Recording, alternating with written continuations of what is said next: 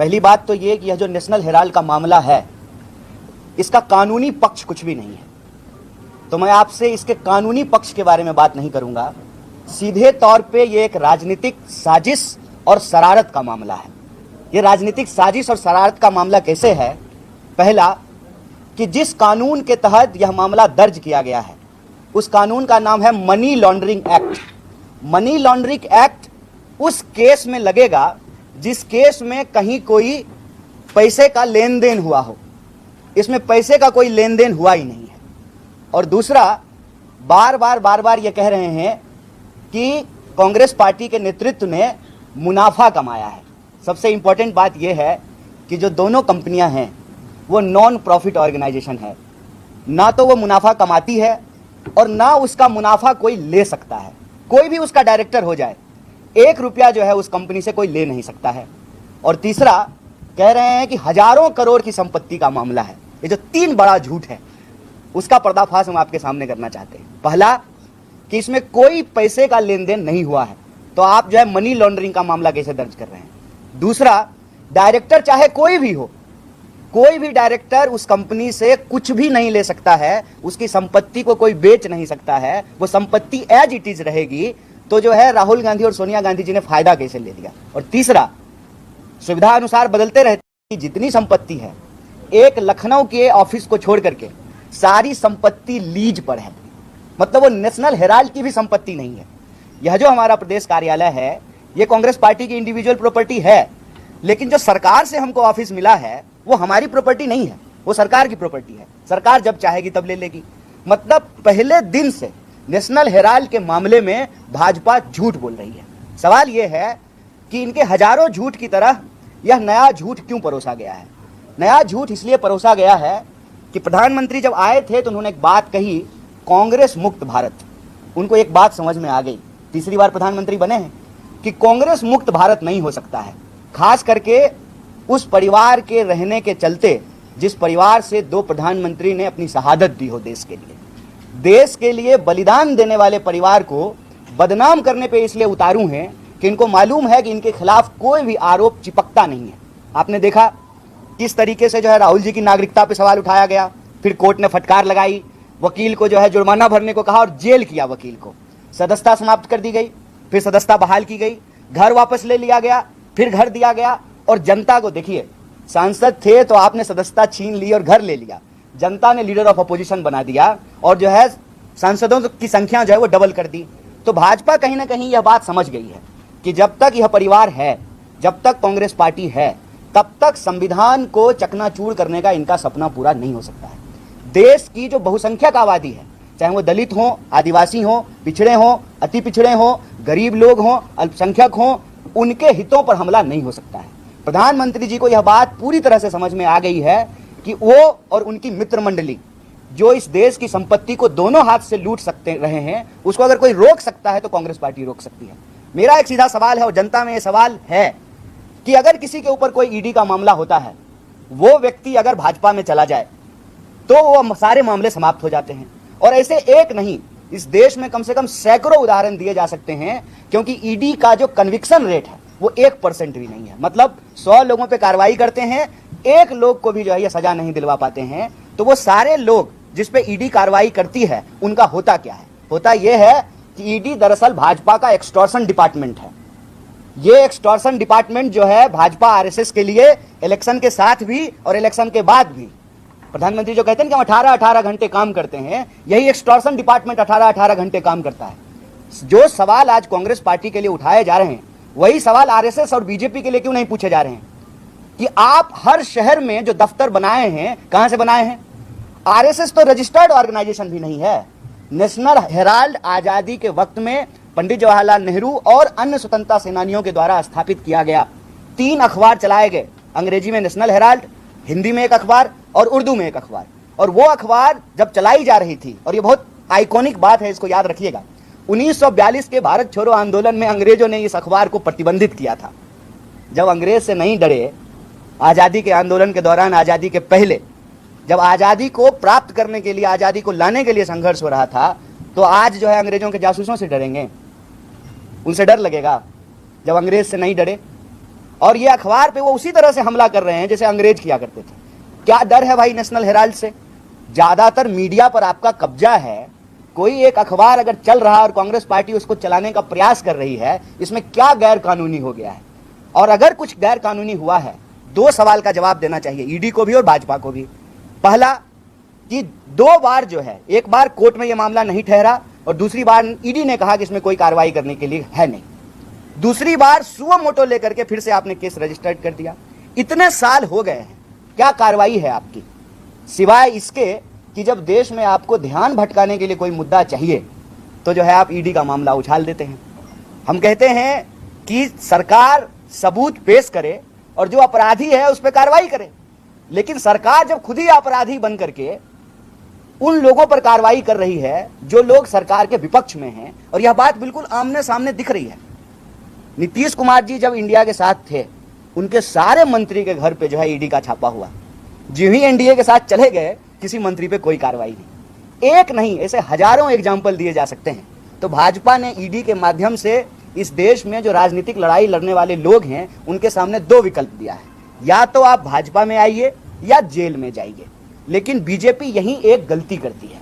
गलती यह करती है कि सब धन 22 पसेरी होता नहीं है। सारे लोग जो है वो ईडी से डर नहीं जाते हैं, सारे लोगों को इनकम टैक्स और सीबीआई से डर नहीं लगता है, सारे लोगों को जेल जाने से डर नहीं लगता है। खास करके कांग्रेस पार्टी पिछले कुछ सालों में जिस तरीके से इस देश के आम लोगों के मुद्दों को उठा रही है, यह लड़ाई बिल्कुल आमने सामने की हो गई। उस वक्त हम देश की आज़ादी के लिए संघर्ष कर रहे थे, संविधान बनाया, संविधान का राज स्थापित हुआ, आज संविधान बचाने के लिए संघर्ष कर रहे हैं। और उन्हीं संवैधानिक संस्थाओं का दुरुपयोग करके जिनके ऊपर इनका कोई भरोसा नहीं है, ये देश की आज़ादी नहीं मानते हैं कि 47 में हुआ, ये देश के संविधान को सही नहीं मानते हैं, झंडा को कहते हैं कि अशुभ है। और आज उसी सिस्टम से जब ये देश के गद्दी पे बैठे हैं तो देश की संस्थाओं को कब्जा कर रहे हैं और राजनीतिक बदले की भावना से ध्यान भटकाओ योजना के तहत ईडी जैसी संस्थाओं का दुरुपयोग करके इस देश की विपक्ष की आवाज को बंद कराना और लोगों के जो बुनियादी मुद्दे हैं उनसे ध्यान भटकाना इनका एकमात्र एजेंडा है। लेकिन इस मामले में इनको पूरी तरह से मुंह की खानी पड़ेगी। जिस तरीके से कोर्ट ने कहा कि 1 साल के भीतर आपको जो करना है कीजिए, तो आखिरी दिन जो है ये चार्जशीट लेकर के आए हैं। जो चार्जशीट कांग्रेस पार्टी को अभी तक नहीं दी गई है, जो एक्यूज्ड हैं उनको नहीं दिया गया है, लेकिन मीडिया में उसका डिटेलिंग जो है वो चल रहा है। तो इनको लगता है कि टीवी वाले आपकी अदालत में न्याय का फैसला होगा तो सब कुछ जो है ना ये अपने हिसाब से नहीं चला सकते हैं। इस देश में आज भी लोकतंत्र है, संविधान का शासन है, और जनता के न्यायालय में हम जाएंगे और जनता के न्यायालय में जा करके जो सच्चाई है वो सच्चाई लोगों के सामने रखेंगे। और इसी प्रक्रिया में हम आप तमाम मीडिया साथियों से बात करने के लिए आए हैं और इसमें हमारा स्पष्ट मत है। पहला, कोई जो है पैसे के लेन देन के बिना मनी लॉन्ड्रिंग का केस किया गया है। दूसरा, कोर्ट में यह मामला नहीं ठहरा, ईडी ने भी कार्रवाई करने से मना कर दी, फिर भी जबरदस्ती जो है इस मामले को दर्ज किया गया। तीसरा, जानबूझ करके उस परिवार को जिसने बलिदान दिया है उसको ये बदनाम करना चाहते हैं ताकि कांग्रेस पार्टी को हतोत्साहित किया जाए, निराश किया जाए।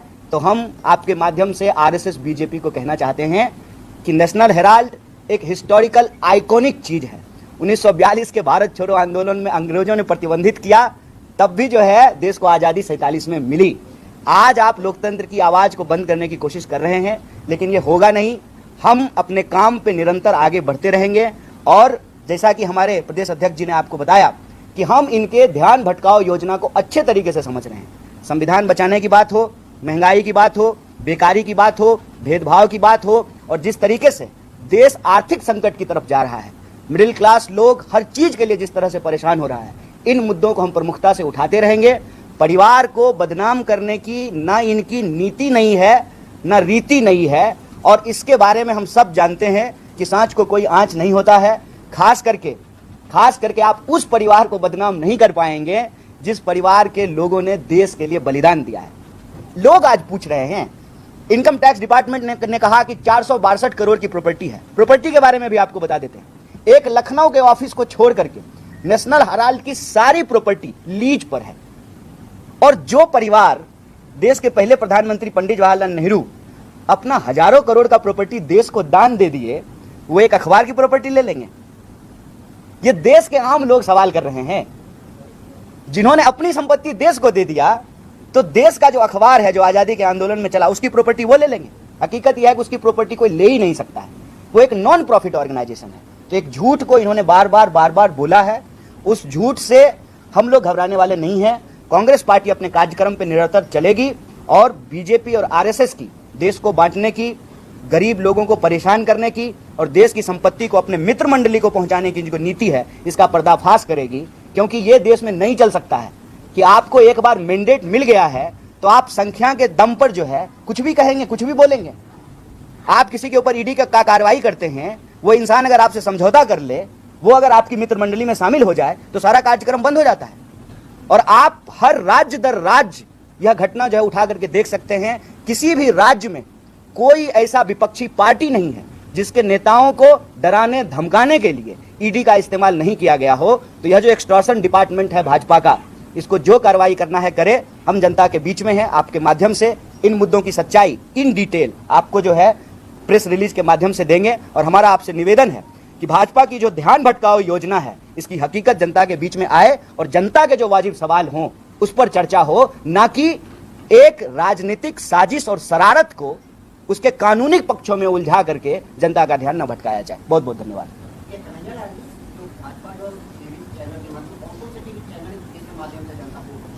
नहीं, आप कोई भी टीवी चैनल शाम को खोल के देखिए ना, पिछले कई दिन से जो है नेशनल हेराल्ड का मुद्दा चल रहा है। आप टोक करके उनसे एक फैक्ट पूछेंगे तो आपको एक फैक्ट नहीं बता सकते हैं कि भाई नेशनल हेराल्ड कब बना, नेशनल हेराल्ड जो है किस कंपनी के तहत रजिस्टर्ड हुई, उसको जो है पहली बार किसने स्थापित किया, उनको कुछ जानकारी नहीं है। 4-5 व्हाट्सएप पे सुबह में झूठ आता है, उस झूठ को दिन रात सोशल मीडिया से लेकर के टीवी चैनल पे बैठ करके बोलते रहते हैं। 5,000 करोड़ की प्रॉपर्टी है, सोनिया गांधी जी और राहुल जी ने अपने नाम कर लिया, एक नॉन प्रॉफिट ऑर्गेनाइजेशन के। आप आज डायरेक्टर हैं, कल को कोई और डायरेक्टर होगा। उस संपत्ति को ना आप ले सकते हैं ना किसी को दे सकते हैं, तो कैसे अपने नाम कर लिया। दूसरा कि हजारों करोड़ की प्रॉपर्टी है, कहां हजारों करोड़ की प्रॉपर्टी है। इनकम टैक्स डिपार्टमेंट असेसमेंट में कह रहा है कि टोटल 462 करोड़ की संपत्ति है। हर टीवी चैनल में जाकर के बोल रहे हैं कि हजारों करोड़ की संपत्ति है और सारी प्रॉपर्टी लीज्ड है, कांग्रेस पार्टी की पर्सनल नहीं है। तीसरा, कहां पे जो है मनी लॉन्ड्रिंग हुआ है, ट्रांजैक्शन कहां पे हुआ है, कौन सा पैसा किसको दिया गया है। इक्विटी को शेयर में चेंज करना नॉर्मल प्रोसेस है। उसके बाद अब एक नया आरोप लगाना शुरू किए हैं कि कांग्रेस पार्टी की जब सरकार थी तो नेशनल हेराल्ड को विज्ञापन दिया जाता था। तो आप भी तो दे रहे हैं विज्ञापन पांचजन्य को और ऑर्गेनाइजर को। जितनी आरएसएस से जुड़ी हुई संस्थाएं हैं, अखबार हैं, क्या उनको विज्ञापन नहीं दिया जा रहा है। और अपनी जुड़ी हुई तो छोड़ दीजिए, आप तो बाकी स्वतंत्र चैनलों को भी विज्ञापन के माध्यम से ही कंट्रोल करते हैं। मीडिया को आप कंट्रोल कैसे कर रहे हैं, वो स्विच आप चला कैसे रहे हैं, विज्ञापन के माध्यम से चला रहे हैं। तो एक आजादी के आंदोलन में शामिल अखबार जिसका इतना बड़ा विरासत हो, उसको सरकार की तरफ से जो है विज्ञापन दिया जाए तो कौन सा गैर कानूनी काम कर दिया गया। कुल मामला यह है कि इनको उस परिवार को बदनाम करना है, इनको यह दिखाना है कि इस परिवार ने कुछ नहीं किया। असल बात यह है कि वही कर रहे हैं जो अंग्रेजों ने किया, देश के लिए कुछ किया नहीं। देश को जब संघर्ष कर रहा था आजादी के लिए, उसमें शामिल नहीं हुए। इनके प्रवक्ता टीवी में जाकर के बोलते हैं कि 47 में देश को आजादी नहीं मिली। तो जो मानते ही नहीं है कि 47 में देश को आजादी मिली, वो कैसे मानेंगे कि किसी अखबार का देश को आजाद कराने में कोई योगदान होगा।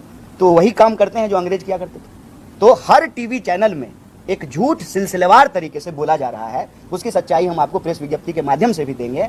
और हमारा इस संबंध में एक ही बात कहना है कि अपराधी अगर कोई है तो आप कार्रवाई कर सकते हैं, लेकिन यह राजनीतिक अपराध है कि आप इस देश के विपक्ष का मुंह बंद कराने के लिए देश की संस्थाओं का दुरुपयोग कर रहे हैं। और उसका सीधा एग्जाम्पल यह है कि आप ईडी आपके ऊपर आई, आप जो है भाजपा दफ्तर में जाइए, उनके नेता से समझौता कीजिए। ईडी जो है ना, गूगल मैप पे जो है आपके घर का रास्ता दिखाना बंद कर देता है ईडी को। यह सबको दिख रहा है साफ साफ। इसका मतलब आप देश की लोकतांत्रिक संस्थाओं का कब्जा करके लोकतंत्र की ही गला दबा रहे हैं।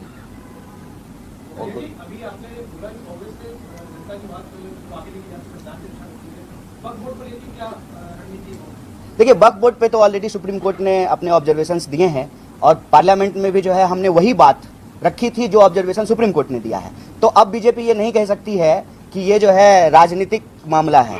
असल ये एक संवैधानिक मामला है कि देश, देखिए सबसे आज तो मैं ये आपसे निवेदन करूंगा, आज हम नेशनल हेराल्ड पे बात करेंगे, इस विषय पे और डिटेल बात करेंगे। लेकिन एक बात जान लीजिए कि कांग्रेस पार्टी ने जिन पक्षों को लेकर के पार्लियामेंट में अपना आपत्ति दर्ज कराई, कोर्ट ने भी अपने ऑब्जर्वेशन में वो बातें स्वीकार की है कि देश को अगर चलाना है तो संविधान की मूल भावना को लेकर चलना पड़ेगा।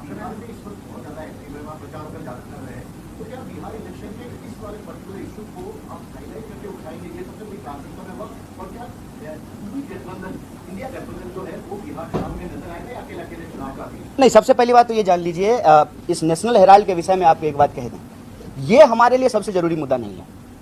हमारे लिए सबसे जरूरी मुद्दा है देश के संविधान को बचाना, देश की संवैधानिक संस्थाओं को बचाना, महंगाई के खिलाफ अपनी मुहिम को तेज करना, बेरोजगारों को रोजगार दिलाना, सामाजिक, आर्थिक और राजनीतिक न्याय के लिए संघर्ष करना कांग्रेस पार्टी का काम है। ये हमारा प्राइमरी काम है। नेशनल हेराल्ड का जहां तक विषय है, चूंकि ये झूठ बार बार, जैसे सैकड़ों झूठ वो बोलते हैं, हमने आपको कहा, कभी नागरिकता पे सवाल उठाते हैं, कब नेहरू जी पे जो है सुबह सुबह ही जो है आपको व्हाट्सएप पे जो है कई झूठ आ जाएंगे। स्थिति ये है कि चांद पे थूकने से जो है चांद पे तो दाग लगेगा नहीं। आज स्थिति ये है कि नेहरू जी पे भाजपा के नेता जो है पब्लिक स्टेटमेंट आकर के दे रहे हैं कि नहीं, नेहरू जी का बड़ा योगदान है। तो झूठ बार बार बोलना ये आरएसएस बीजेपी की प्रवृत्ति है। उसकी प्रवृत्ति के खिलाफ जो है, जो बेसिक सच्चाई है, हम रखने के लिए आए हैं। लेकिन हमारा मुख्य मुद्दा जो है वो नेशनल हेराल्ड नहीं है। हमारा मुख्य मुद्दा इस देश के संविधान की रक्षा है। दूसरा, इसी से जुड़ा हुआ प्रश्न जो आपने कहा, देखिए, संविधान को हम बचाना चाहते हैं कि संविधान का राज रहे और सारे नागरिक जो है अपने बराबरी के अधिकार के साथ, जो उनका बुनियादी सवाल है, रोजी रोटी, कपड़ा, मकान, शिक्षा, स्वास्थ्य, सड़क, बिजली, पानी, ये राजनीति के केंद्र में रहे। इस मुद्दे के साथ जो भी पार्टियां हमारे साथ जुड़ी हैं, जो गठबंधन बना है, हमारी हर कोशिश रहती है कि वो गठबंधन बना रहे। और मुझे पूरी उम्मीद है कि राज्य दर राज्य यह जो हमारी कोशिश है, यह जो हमारा मुहिम है, वो चलता रहेगा। कन्हैया जी, ईडी की कार्रवाई के बाद में कांग्रेस की तरफ से बयान आए थे कि अगर सरकार आती है तो कार्रवाई की जाएगी, तो कार्रवाई किस पे की जाएगी, और अगर कार्रवाई होगी तो सिर्फ संविधान के ऊपर आंच नहीं आएगी? नहीं, हमने ये नहीं कहा कि जो है हम जो लोग सही हैं उन पे कार्रवाई की जाएगी। ये हम कभी नहीं हम मतलब उस बयान को हम देखे भी नहीं। आप कह रहे हैं तो फेस वैल्यू पे हम मान लेते हैं, लेकिन कांग्रेस कभी भी अपने बुनियादी विचार से समझौता नहीं करेगी। और कांग्रेस अपने नमस्कार, मैं हूं अहमद। अगर आपको ये वीडियो पसंद आया तो लाइक करें, शेयर करें और हाँ, सब्सक्राइब करना ना भूलें। धन्यवाद।